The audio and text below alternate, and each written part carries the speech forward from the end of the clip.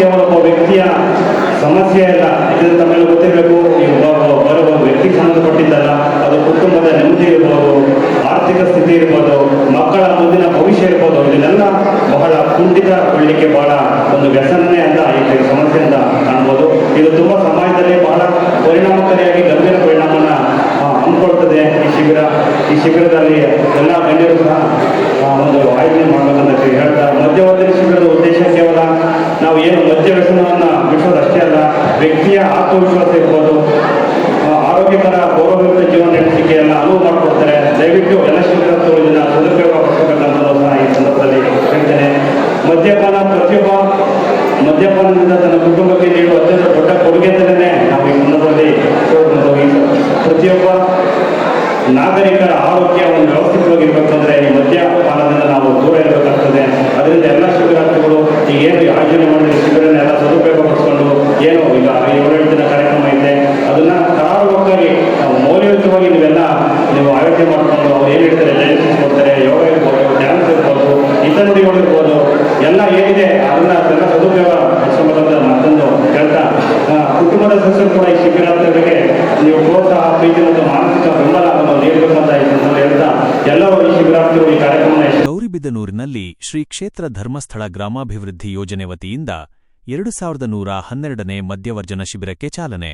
ಮದ್ಯಮುಕ್ತ ಬದುಕಿನತ್ತ ಹೆಜ್ಜೆ ಇಟ್ಟ 60ಕ್ಕೂ ಹೆಚ್ಚು ಶಿಬಿರಾರ್ಥಿಗಳು. ಗೌರಿಬಿದನೂರು ನಗರದ ಸುಮಂಗಳಿ ಕಲ್ಯಾಣ ಮಂಟಪದಲ್ಲಿ ಶ್ರೀ ಕ್ಷೇತ್ರ ಧರ್ಮಸ್ಥಳ ಗ್ರಾಮಾಭಿವೃದ್ಧಿ ಯೋಜನೆ ಬಿಸಿ ಟ್ರಸ್ಟ್ ವತಿಯಿಂದ ಆಯೋಜಿಸಲಾಗಿರುವ 2112ನೇ ಮದ್ಯವರ್ಜನ ಶಿಬಿರಕ್ಕೆ ಇಂದು ಗಣ್ಯರ ಉಪಸ್ಥಿತಿಯಲ್ಲಿ ಚಾಲನೆ ದೊರೆಯಿತು.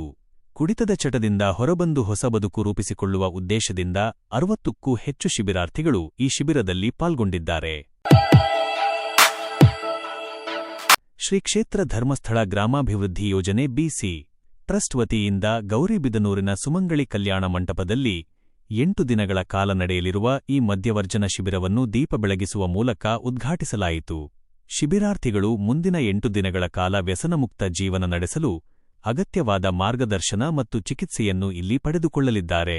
ಕಾರ್ಯಕ್ರಮದಲ್ಲಿ ಜನಜಾಗೃತಿ ವೇದಿಕೆ ಜಿಲ್ಲಾಧ್ಯಕ್ಷರಾದ ಮುನೇಗೌಡ, ಪ್ರಭಾ ನಾರಾಯಣಗೌಡ, ವಿಜಯರಾಘವ, ಪ್ರಭಾಕರ್, ಪೌರಾಯುಕ್ತರಾದ ರಮೇಶ್ ಕೆಜಿ, ಜಿಲ್ಲಾ ನಿರ್ದೇಶಕರಾದ ಚಿದಾನಂದ ಕೆ, ಮಾರ್ಕೆಟ್ ಮೋಹನ್, ನರಸಿಂಹರೆಡ್ಡಿ ಹಾಗೂ ಸರಳ ಅವರು ಮುಖ್ಯ ಅತಿಥಿಗಳಾಗಿ ಭಾಗವಹಿಸಿದ್ದರು. ಕಾರ್ಯಕ್ರಮದಲ್ಲಿ ಕ್ಷೇತ್ರ ಯೋಜನಾಧಿಕಾರಿಗಳಾದ ನಾಗರಾಜ್ ನಾಯಕ್, ಅಜಿತ್ ಕುಮಾರ್, ಅಶ್ವಿನಿ, ಜ್ಯೋತಿ ಹಾಗೂ ನೂರಾರು ಶಿಬಿರಾರ್ಥಿಗಳು ಮತ್ತು ಅವರ ಪೋಷಕರು, ಕುಟುಂಬಸ್ಥರು ಉಪಸ್ಥಿತರಿದ್ದರು. ವ್ಯಸನದಿಂದ ಮುಕ್ತಿ ಪಡೆದು ನೆಮ್ಮದಿಯ ಬದುಕು ಕಟ್ಟಿಕೊಳ್ಳಲು ಮುಂದಾಗಿರುವ ಎಲ್ಲ ಶಿಬಿರಾರ್ಥಿಗಳಿಗೆ ಶುಭವಾಗಲಿ. ಕ್ಷಣ ಕ್ಷಣದ ತಾಜಾ ಸುದ್ದಿಗಳಿಗಾಗಿ ನೋಡ್ತಾ ಇರಿ RRS ನ್ಯೂಸ್.